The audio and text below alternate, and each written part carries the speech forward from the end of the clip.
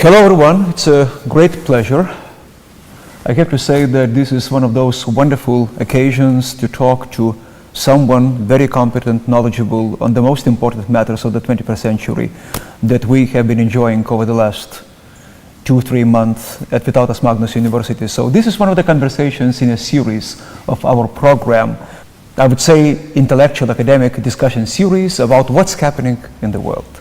Needless to say, what is really urgent and very, very important nowadays is human rights issues, especially when they go together with such difficult issues and problems as terrorism, unsafety, insecurity, uncertainty in our days. And I think that we are very, very privileged to have someone very, very knowledgeable, Mr. Tasnime Akunjee, who is a lawyer, who is an expert on political terrorism, and I suppose a very important human rights defender at one at the same time. And my first question would be what it means to be a lawyer and a human rights defender at one at the same time. So people normally would assume, especially in this part of the world, that being a human rights defender means to be a dissenting person, a dissenting mind. I think this is something very, very strongly embedded in Central Eastern Europe, that we know that someone who raises her or his voice against oppression should be someone who tackles very difficult challenges. But at the same time, you're a person who defends law. What it means to try to combine all of those things. Well, it's very kind of you to introduce me in this fashion. It is an interesting position to find oneself in, to be defending people accused of terrorism, but then also being somewhat active in the discourse around issues of human rights. But they're not that dissimilar. In terms of the purpose of lawyers who defend people who are accused, the ultimate purpose is to be a check and balance on government, to stop it become fascistic, really, to make sure that despite whatever an individual is accused of, that they are given the full rights as an individual human being, so that the organs of state aren't used in an oppressive fashion against them, and by extension to everyone else who may be accused in future. The reason for activism in terms of human rights is fundamentally, as a society or a global society, we have to have some sort of common ground, something which we can all agree on. And one of those fundamental things is the fundamental principles of human rights that governs us internationally. It's the reason we can expect from our enemies a discourse where we say there's a limit to how we negatively engage with each other, because we have these common principles. And that's why it's so important to defend those principles, especially at a time when we have such intellectual conflict and physical conflict as well. Yeah, and at the same time, I think what strikes me is that, well, you know, nowadays when many people try to portray the world black and white, so they think that you should be on the right camp and you should be defending your values and ideas against someone else's camp. Being a lawyer, you have to engage very actively with people whom you defend. And so it happens that people whom you defend happen to be described as terrorists or people who have to do with it. So what it means to be empathizing, trying to understand and defend people who have very difficult past or very difficult experiences, and how to oppose this propensity to portray the world black and white when we know that it is much more complex. Well, I mean, thankfully we live in a world where there's communications technology now, and every individual has the ability to look at the world around them, an opinion about what they see, and that's been very important. It's a seismic change on the planet.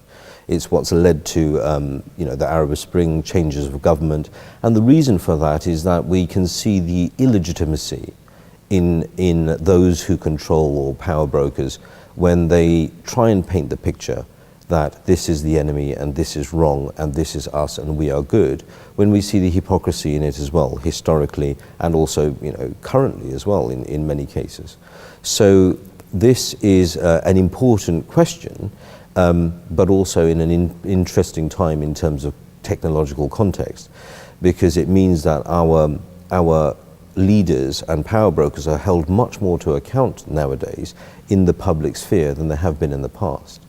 And so in terms of defending people, we can get the idea of nuance and empathy, because most people are not irrational actors. they act rationally given their circumstance. And often it's important to not allow the perspectives of shutting down examination of a person's context or a group's context and looking at the reality behind what the true motivations are. Now, unfortunately, in the field of terrorism and extremism, most of this is cloaked under the guise of national security or secrecy, really. And it is our job to say, well, okay, it might be important that certain things are covered by, kept secret or are not appropriate to be released in the public, but it takes lawyers to be the regulators about where that mark is. How much of that debate needs to be out in the open to stop illicit practices by government, which is frankly more damaging to society than small groups acting in a violent fashion occasionally. Mr. Akunjee, let's try to tackle some challenges and let's try to destroy some cliches that are quite widespread in Europe. So one of the cliches suggests that people who are engaged in terror activities, they're all fanatics. They're all single-minded fanatics. But we know that, it's a very, very naive perception. We know that many people who have some difficult experiences or who are engaged in terror activities are very, very far from being irrational or fanatic. We know that this has to do with many things. Failed states, this has to do with geopolitics, this has to do with very difficult colonial past in Europe. So how to broaden this picture? Because we know that one of the stereotypes, and not to say quite primitive superstitions widespread in Europe, is that people who come to Europe are very angry and very bitter and then hate us, they hate Christianity. And of course it's a very naive perception, as if to say that the world is divided into good and bad, evil and good. How to explain, how to deal with this? Because this naivete is not innocent. We tend to forget that terrorism has very, very deep roots in Europe. It's not about Islam. We used to have the Red Brigades in Italy, which was communist terrorism. We had terrorism in Ireland, which was, if I dare to say, Catholic and not Muslim. So meaning that, this sort of very, very strange abuse of words and concepts is really disturbing and quite telling. And how to oppose this? Well, I mean, you ask the public to open their eyes and use rationale, really. In terms of the debate, it seems that people are fearful of refugees coming to Europe. But there's a reason why they're coming to Europe, is because they want freedom and democracy. So the idea that people who are running towards democracy are actually angry at democracy is counterintuitive. It doesn't actually make any sense. The Arab Spring, which has happened in Tunisia, Egypt, and ongoing in Syria, that was a movement for democracy against tyranny. So we see that the populations in the Middle East are clearly, willing to lay down their lives even for the opportunity to be represented in a democratic fashion in their own countries. What then happens is you have a reaction of tyranny from the existing leadership there, who then frankly massacre them, kill them and destroy their homes. So these people who want democracy and freedom have nowhere to go because their own homes have been destroyed. And these are generally people who have lived in the lands for thousands of years, not even hundreds of years. They've never moved because they want to, they've moved because they have to. And the direction they've moved is towards progression.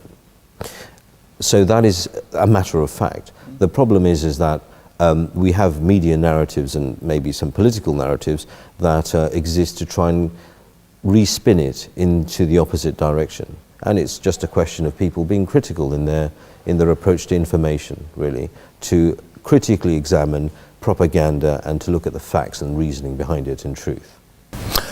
Mr. Akunjee, what is the role of poverty and religion in the structure of terror? I think that those things are linked to one another somehow, and there are some disturbing complexities. We know that some organizations that are described in the West as terrorists, like Hamas, for instance, they were functioning as charity organizations in the Middle East, and that's why they could have been perceived in a very, very different way, using vis-a-vis the way that we tend to perceive it in Europe or the United States. On the other side, the role of religion. Well, something tells me that I wouldn't buy a story about Saddam Hussein and Iraq, where Ba'ath Party, which was known for its agnostic, not to say atheist views, all of a sudden would become fanatic overnight. Indeed. Yep. I mean, it's the crucial question. in terms of the media narrative. What is the role of religion? And the current thinking in the UK and certainly in other European countries as well, is the theory of conveyor belt theory of extremism, which is that people become religious, and then because they become religious, then they move along up and up the chain of aggression or violence, and then they become some small portion of them become terrorists. And this is a theory that's been totally debunked through research and from academic papers, but somehow continues to subsist within the political thinking and reactions. But the reason for that may be because when terrorists explain their actions, they justify them according to, in the Islamic world, what appears to be religious justification. But this is misthinking. So when we examine it as a whole, a total global look at this, when we, the Western world, engage in violent action, we reference the justification for that against legal tradition. So domestic and also international. We say because of international law, this is a state's right, or the population's right, to defend itself and to have its own governorship. So because they're under oppression, international law says that we can support them. We're justifying our action of military intervention according to international legal standards, which tend to be Eurocentric. In the Eastern world or in the Arab world, their laws are based on different principles, but they're just law. So it's called Sharia, but it's the legal structure that is commonly understood in the Arab world. So when they engage in behavior that's violent in nature, they try to justify it legally by reference to their law in the same way that we do. But because their law is more couched in sort of religious terminology, because it draws its legitimacy from that, it appears that they are religiously motivated. In fact, not. All violence is always justified according to legal traditions of where people are coming from. And that is the misthinking around this. You were defending young people, you were working with young people who decided to go to fight for the ISIS, and I imagine how difficult and how disturbing it is to have young souls, young people who are trying to do something. And honestly, I'm just trying to imagine the whole thing, and the reason behind it would be very, very difficult to explain. What is disenchantment, bitterness, a lack of integration, lack of understanding on our side, or some sort of failed biographies? I mean, there is research around this, and the research doesn't give any one clear factor. The most common factor which indicates whether someone will go somewhere or not is whether their friendship circle, anyone from that has gone. So it's it's an issue to do with bonding, really, rather than any one given factor. But in terms of why people go, there is indications of disenfranchisement and what have you. But actually, when we look at the core impetus, the reason why they even start looking at it, it's usually empathy. It doesn't really matter which group they've gone to, and we have many people in the UK who have gone to Syria to fight, but not with Daesh, against the Islamic State. And we don't tend to look at them. We tend to look at people who have joined as a threat. But it's the same impetus for all. They see dead babies on their TV screens in the news, and they see the failure of the political class to deal with the situation over, in Syria 5 years and in Iraq many, many years. They see, just further death, further oppression. And because of the failure of our politics to solve the problem, they feel somehow, some of these individuals, that they can make a change, at least to go there and save one life or another. After that impetus, they then make the decision to make the journey, and that necessitates joining one group or another, because it's a war. So depending on which group they join, then their thinking then diversifies into the common parlance of that particular group. But the original impetus is actually one of empathy. Mr. Akunjee, if I could ask you something about geopolitics, because I think what is important is that we know academically and theoretically that many terror groups, they proliferated, or they were given, much strength during the Cold War. And it's quite obvious that what happened in Afghanistan or nowadays in Syria. So I think was that during the Cold War, those players like the Soviet Union or the United States, they needed their actors and their proxies, so to say. And that's why when we know that there is a very, very dangerous situation when they need a sort of no man's land at the playground, when they can, test the ground concerning how far they could go, When we know and we see what's happening in Syria in terms of Russia and America and NATO just trying, to settle their old and new accounts, what is the hope left for the real, genuine fight against terror, or the genuine fight for the human souls, trying to save them from this hell, so to say? Well, I think it becomes the human cry in the end, that enough is enough. In the end, human beings will always revert back to their sense of justice, their sense of what is right and what is wrong on an individual level. And we all know that the situation in countries that are collapsing, it's wrong to allow it to continue. But the problem is, as you've identified, not just the old guard of the Russian-American dynamic, but also we have new issues that are quite recent, where we have in the Arabian experience, the rise of the Iranian power bloc versus the Arabian power, which tends to be a bit waning in the region. So we have cross dynamics on one level, and then cross dynamics on another level, and then we have the emergence of Turkey as a somewhat minimalistic superpower as well. So incredibly complex. But in the end, the failure of that state will lead to more and more trouble, as we have seen.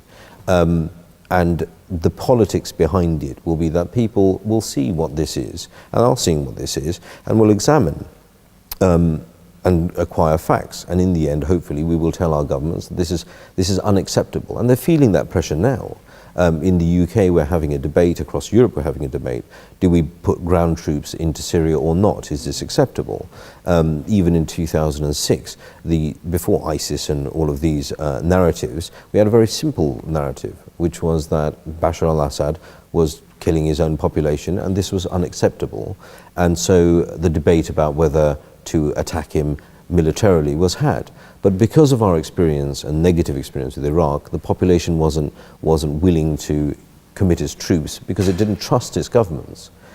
Now we know that the situation's diversified and got worse, and because it's got worse, we think of intervention, but populations are still not happy with military intervention. The fact is that as our political class lies to us, we will lose trust in them, and therefore we fall into inaction. So it falls back on our politicians to regain credibility, and that takes time. They have to desist from lying, start telling the truth, which might be something of a new concept for politicians generally, and then to actually make good on their promises. It's credibility is the issue, and without that, we don't have domestic security, and we don't have international global security either. It has to be based on facts.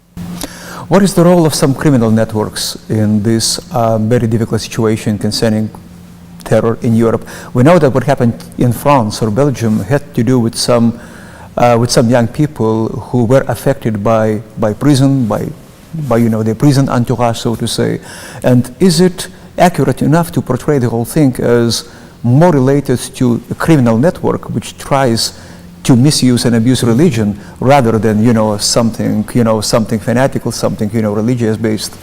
Well, I mean, I think religion does play a part in this. It'd be wrong to say that it has no feature whatsoever, but religion is being used as a sort of recruitment device, a justification device, rather than the actual reasoning itself.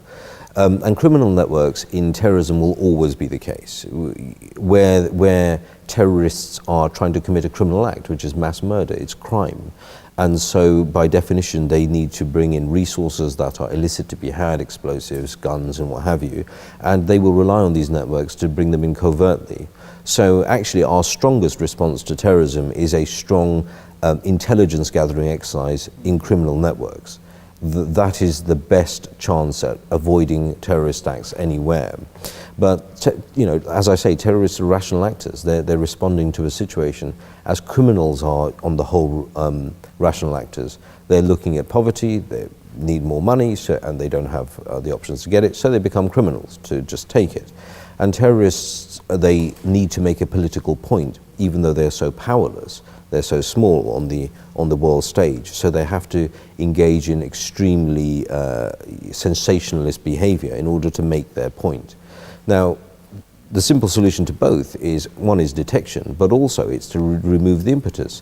If people don't have the gripe, they feel they're being heard and represented, then they don't need to engage in such acts in order to get attention. So the answer has always been dialogue. And in the UK, we had the IRA situation, which was, separatist, mainly Catholic-based sort of terrorists who were against the British government's encroachment in Ireland. And that arguably was a festering problem for over nearly 100 years. And it was only solved by dialogue. It was only solved by talking to these groups and addressing their concerns and negotiating a peace. And ultimately, our governments are there to secure us, to give the greatest amount of happiness to the greatest number that are under their jurisdiction. And part of that is security. And right now, even though most of us have a very, very small threat wherever we live against terrorism, we don't feel secure. And that is a failure of government. I think it's vitally important that you mentioned the absolute priority of the dialogue, the need for dialogue. I remember there was a curious episode when I was listening to the interview, and it was George Shultz. At the time, he was the State Secretary of the United States, and he was interviewed, and he was blaming some of American policymakers for having approached Jerry Adams. He blamed, saying that, how can you? So the question is, what side are you on? But you say that it's critically important to engage and to have a dialogue. Otherwise, there is no single chance to do something about it. Well, when we have a poisonous atmosphere, the debate or international geopolitical debate is quite similar to a bad marriage, really. So where you have poisonous intention there in the atmosphere, then anything that one side does will always be misinterpreted in the most negative way by the other side, and we have very quick escalation of hostilities. When we have dialogue through mediators as well, then we can remove the worst of that, emoliate against the worst of escalation. And the issue is, again, always political. It's not something that can't be solved. What is very important is that you mentioned that terrorists are rational actors. They're very far from being, lunatics, fanatics, so they could be very rational. What is that something that makes them rational? What is the purpose? If not the single purpose, then at least, some complexity or something that motivates them.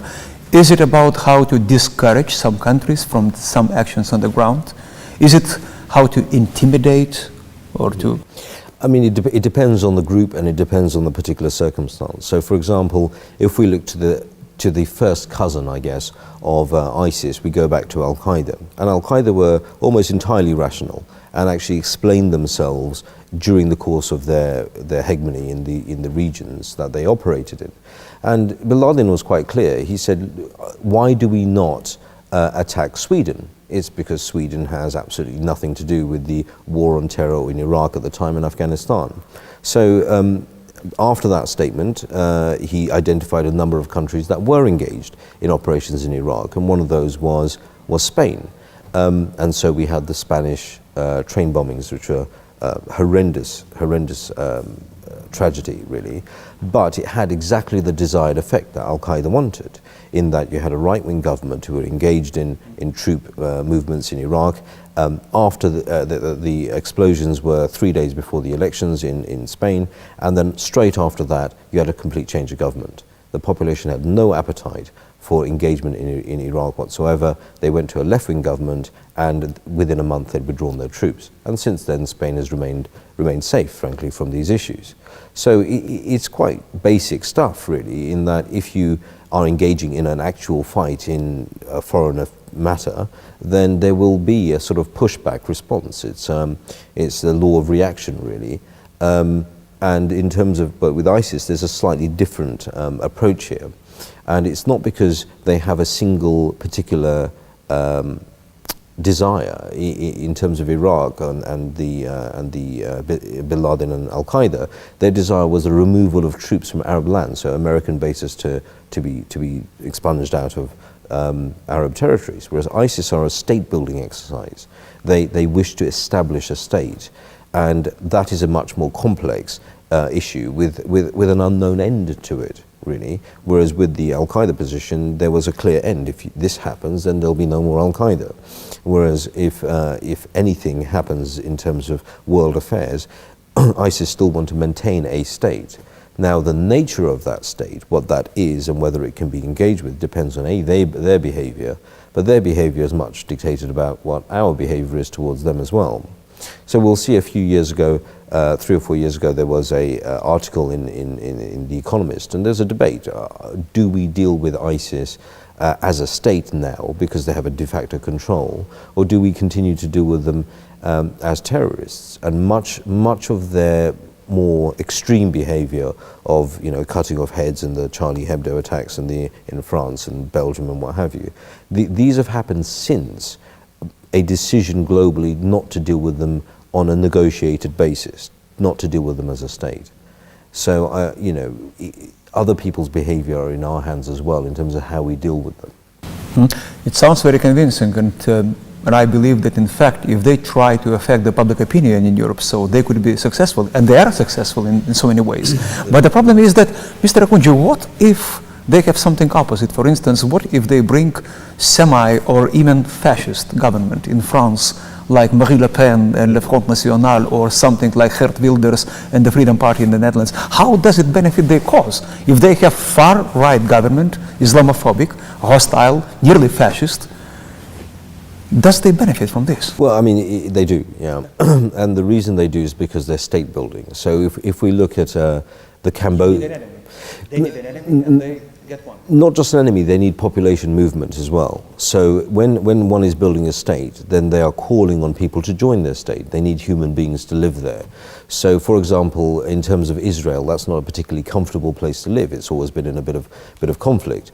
But Israel's policy is to call on Jews from around the world to come and live in Israel, because it's a state and it wants a population there.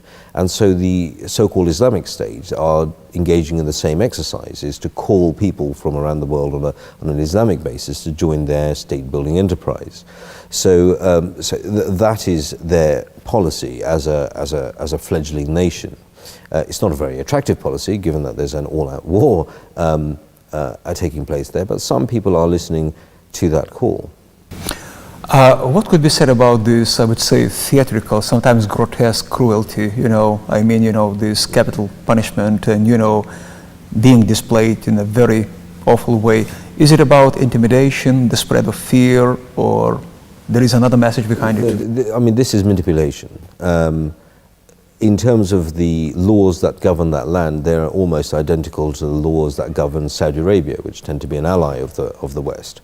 So there's not much difference there. But the taking it further into the more grotesque sort of media savvy way that they have is there as a manipulation in terms of how you govern public opinion in Europe and America, and they are expert at this. So what they've managed to do is to cause attention to themselves and also a negative reaction in terms of bombing. And actually, this is what they want. In Cambodia, we had Pol Pot, and initially when he started, he only had, 5,000 troops. But after the Americans started bombing Cambodia, he had 250,000 troops within a year, because the population see when they are being killed that the machinery left after the bombs and the shrapnel have Made in America written on them. So then they look around, who has killed my family, who's killed my wife, who's killed my child, who built this bomb?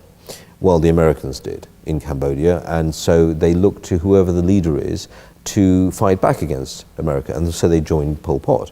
Terrible dictatorship. And actually ISIS are engaged in exactly the same exercise. The more people bomb them, the more they get troops and sympathy on the ground. So they are happy to burn their international reputation in order to get domestic power. And that is the exercise being engaged in here. And this brings me to my central question, my pivotal question about Lithuania. So because the title of our conversation is the likelihood of Islamist terrorism in Lithuania. So Lithuania is a small country. So the Baltic states are quite small. Roughly, all Baltic countries put together, I think, would be something like half of London, you know, meaning that small countries, and, you know, it's a small spot with very dramatic history, very happy to have joined the West in terms of accession to the EU and NATO and many things. And we don't have our turbulent history with elements of colonialism or imperial power.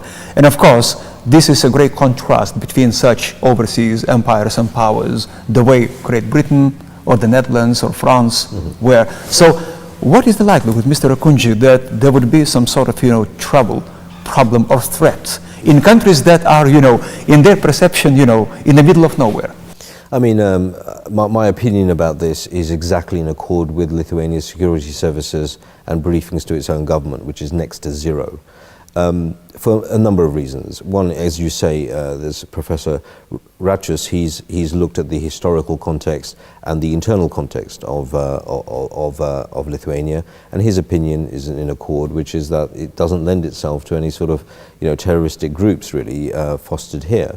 And that's entirely correct. There is no colonialist past, and if we look at the individual actors who committed terrorist acts in other countries like France, we find that they are from ethnic communities that have some grievance on a colonial basis against the host country. So, Moroccans and Tunisians in France. In the UK, you have some people from Asian descent. It's always the people with a historical grievance, because terrorism or terrorists need to convince people to do terrorism, and in order to do that you need to give them a reason for doing it, and therefore you look at the historical context. But in Lithuania you have a long history to do with the successful integration of Muslims into this country. From the 1300s you have the Tatars, and so there is no grievance there, despite the war on terror starting in 2000. There has been, in fact, I think the only terrorist attack in Lithuania was against an Iki store in 1998,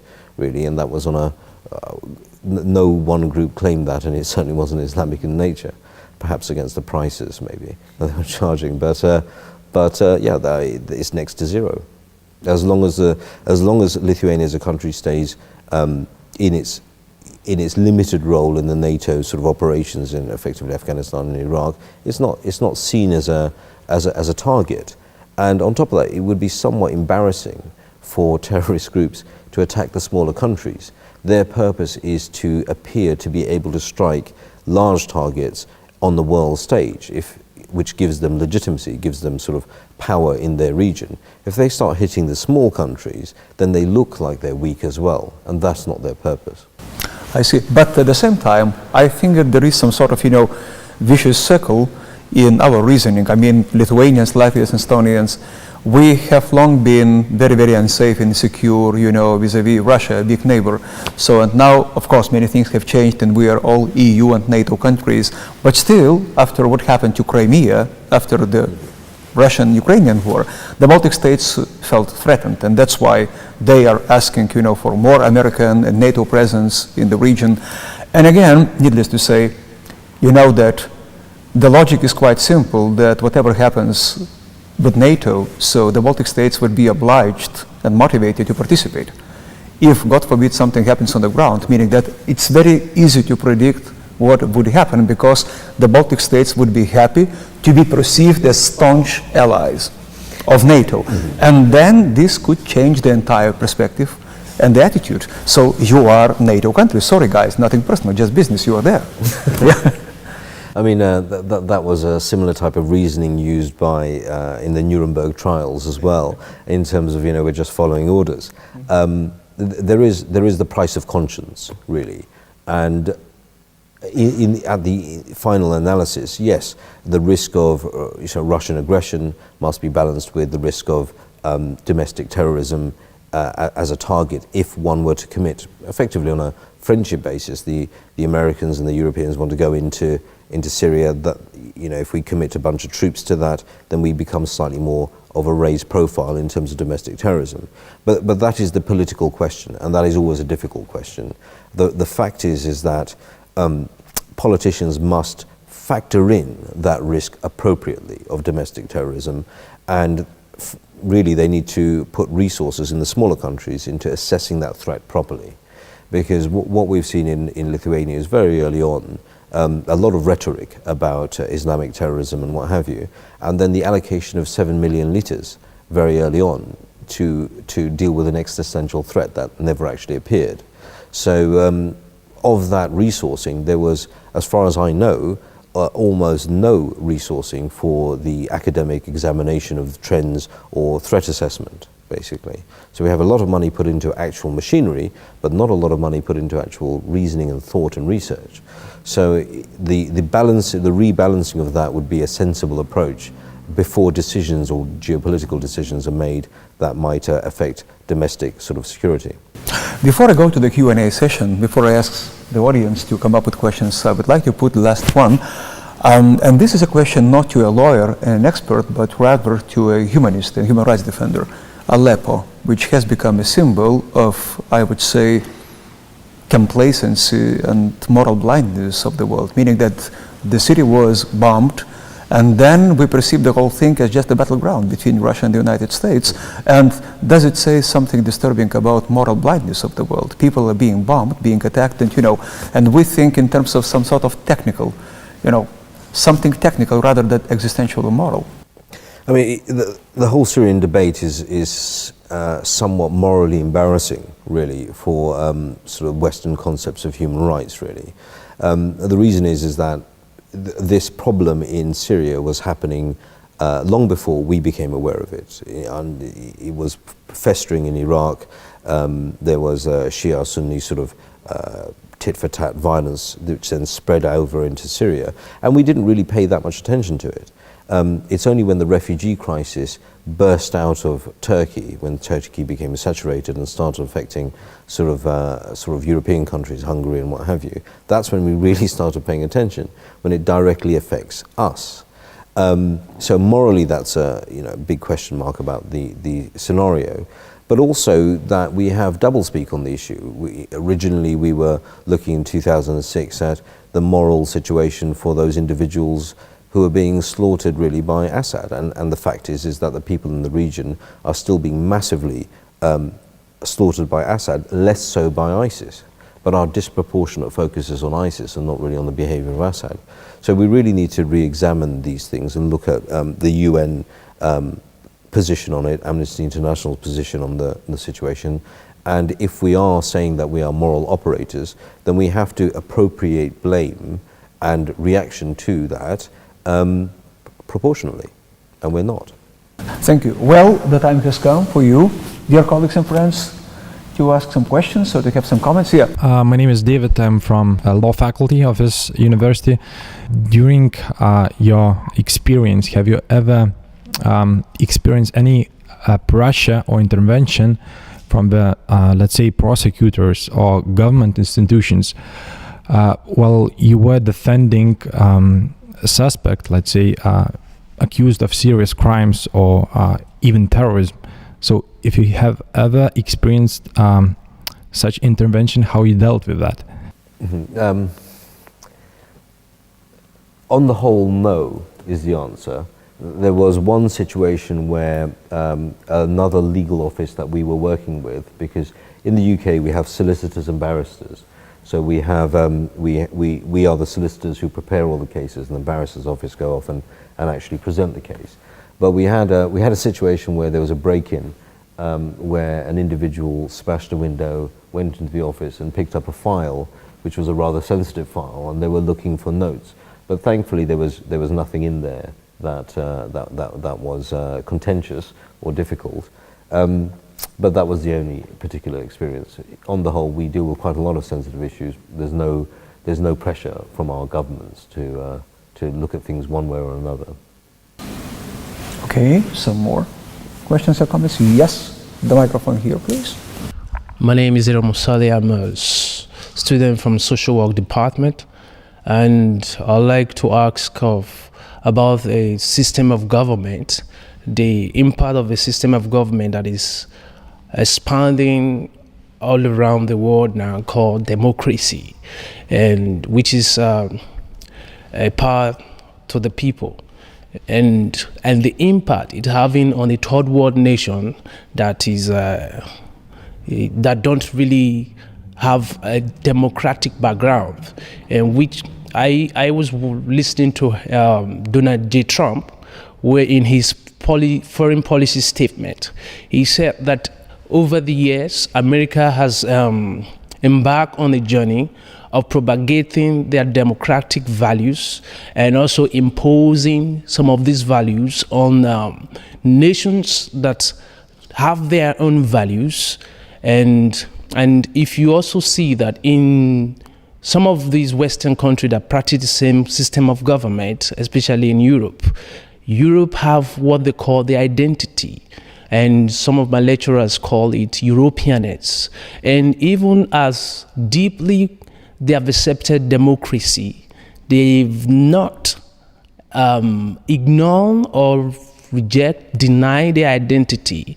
And in most of the African countries and Middle East countries, one thing they have, the problem they have is opposing their identity. For example, as an African person, trying to tell me to ignore my values, my core values as a country, and ignore my culture and accept your own culture. I want to ask you, sir, the impact of democracy ever since the inception of this system of government all around the globe. What can you say about that, sir? Well, yeah, I think it's an interesting question, certainly, and it's one that's relevant to the time. But in terms of democracy, there are many different models. It's not one system. It's a concept, which is that every person has a right to have a say in who their rulers are. And, you know, the biggest democracy in the world is India. You know, that has, no country has a history of democracy until democracy actually comes to it. So when the Greeks put it together, they had it for a short period of time, and then they chose to go for dictatorship afterwards. Arguably more successful as a nation under dictatorship than they were under democracy. So, you know, it's a thing for the time. In terms of culturally, yeah, there are many different issues to do with the monarchies, tribal systems that don't lend themselves to the easy functioning of democracy. But we have the same thing in the UK, and we still have a monarchy. You know, technically speaking, I guess the UK is under religious rule, in that every law that's passed has to be passed by the Queen, despite whether or not politicians have agreed it. She tends to agree it. She hasn't changed her mind in 600 years. But technically speaking, she gets her authority from anointment by God in church, really. So bizarrely in the UK, we have one of the oldest democracies, but we also have the oldest subsisting monarchy. And if we look at the constitutional issues there, that's somewhat you know, difficult, really, contradictory. But that's how that democracy functions and has been exported. In France, we have a very different experience with that. There is no monarchy there, it's a republic, and people represent their position in a much more traditionally, scientifically democratic fashion. In India, they have nearly 1 billion people there, and that seems to function. But in the Middle East, those people who are ready for their time, they will take it. It's systems of government, even under international law, it is the right of individuals to determine how they choose to be governed. It is not to be imposed on them from outside. That is hegemony. And we've seen that. We've seen that where, let's say, America wishes to export democracy to the Middle East. Maybe they tend to avoid, you know, Saudi Arabia at the moment because they have a kingship there with a large resource that's quite important. So the problem becomes, well, if people don't want to be governed in a particular way, they have to make that clear and resist imposition of that system, you know, with argument, but also it's their right to do so with their arms. You don't see that these things also have part to play in resulting to act of terrorism? I don't think so. I think really terrorism is more to do with a political expression, and it's about the oppression of an outside force imposing something, not necessarily democracy. I mean, in Afghanistan, we saw people engaging in terrorism because they were resisting communism, and that's not democratic. So, you know, it's about outside forces trying to impose their will against a local will, not necessarily the system that is irrelevant, really, about what's being imposed. It's the fact of imposition that's important. And my question, I think, if I may assume the right of the very, very final question. So, I think it would be fair enough to say that, you know, you try to combine many important things and many important competences here. So as a lawyer, as a human rights defender, as an expert. But honestly, I was in the human rights field myself, and I know one thing, that you can hardly expect to be very, very popular, you know, among power structure people when you defend the people who are being described as, you know. So that's why my question would be, does it make your life any easier? Keeping in mind the fact that, you know, you have to challenge police, their competence or incompetence. You have to challenge sometimes, you know, security people, and those folks are not awfully happy about being challenged or tackled. So that's why I realized that, you know, you're testing the ground, and this tells something about your profession. Is it difficult to be a lawyer who works with people the way you do? It certainly doesn't make you many friends, but it's always helpful to be on the right side of history, and that tends to be on the right side of morality. Now, governments come and go, but those that are remembered are the ones that did something great on the basis of truth.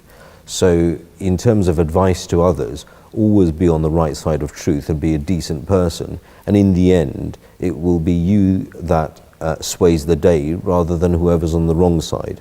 In terms of government and how they behave towards myself, frankly, we have quite a professional relationship.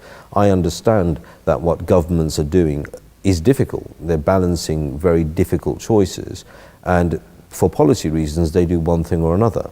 Yeah. That is their role and their job, and I hope they're doing it well, and from an outsider's point of view, I point out when I think they're not doing it so properly. From security services, they're doing their job, and actually I think there is some recognition that I as a lawyer am doing my job as well. So there is more of a professional relationship and dynamic there than there is a personal one. So we can speak cordially, and tea is involved, usually. Well, with this, I just wanted to wrap it up, thanking the audience, thanking my colleagues who advised me on having a wonderful person, a wonderful lawyer on board. And I think that we learned a couple of lessons today. There's on the first hand, I think that what is very important is to understand that nothing is easy and nothing is obvious in this world. So we live in the time of disturbing complexities, and this applies to many, many issues. And the second lesson is, of course, moral courage, decency. Decency, moral courage, being able to talk on behalf of the truth itself. For this lesson, I thank you very much indeed. Thank you so much, and it was a pleasure, sir.